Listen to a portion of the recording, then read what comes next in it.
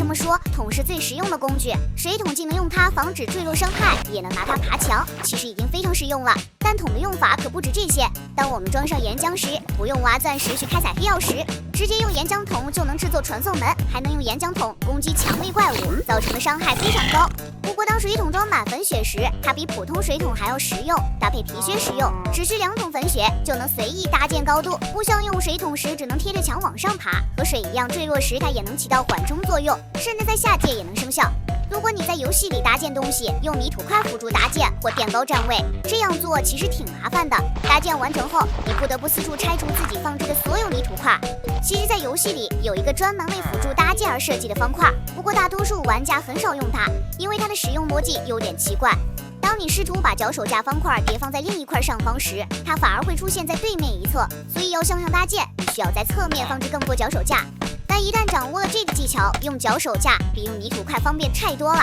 你可以直接攀爬上去，不需要不断搭建新方块垫高。而当你完成搭建后，只需破坏最底部的脚手架方块，其余破坏就会自动销毁。